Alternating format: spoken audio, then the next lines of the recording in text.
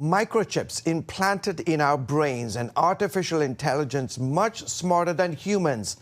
Appearing on this week's edition of The Global Lane, the author of the book Dark Eon exposes the globalist agenda for the future.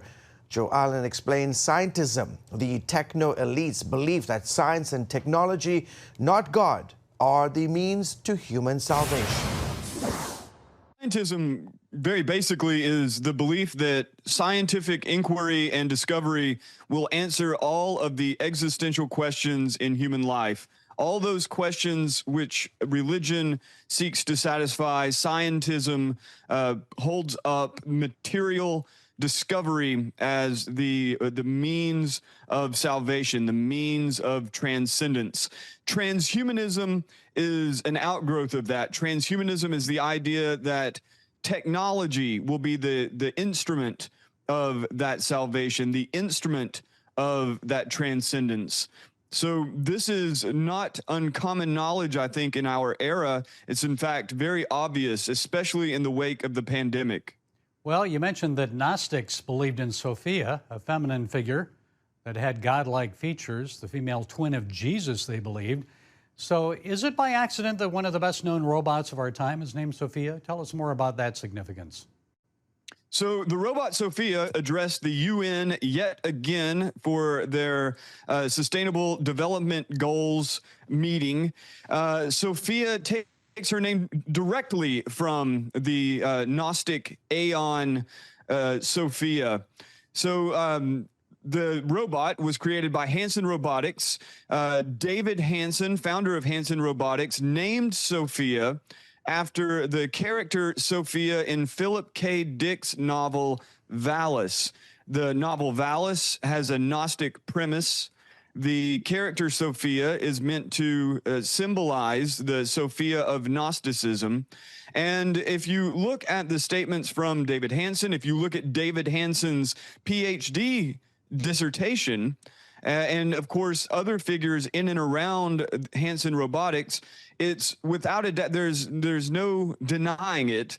They are seeking to create a sort of technological inversion of what the ancient Gnostics put forward.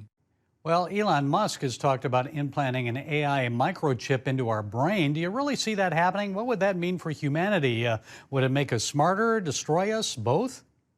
So Elon Musk, who September 18th discussed this with Benjamin Netanyahu and also two other prestigious AI thinkers, he foresees a potential future in which he said hundreds of millions or billions of people would be implanted with these in order to guide AI according to human will.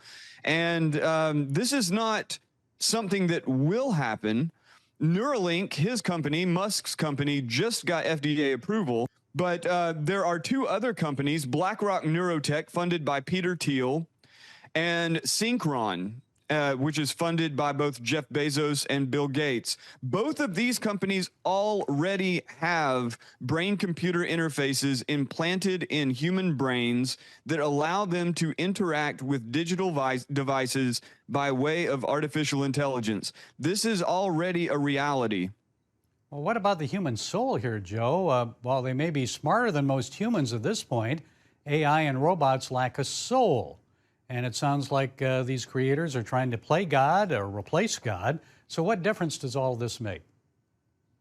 In their conception, and this is a generalization, but it's one that holds true for the vast majority of the people, transhumanists, futurists, accelerationists, long-termists, you pretty much universally see the human brain as the soul. The patterns of the human brain are what Christians would call the soul. They are almost entirely atheist.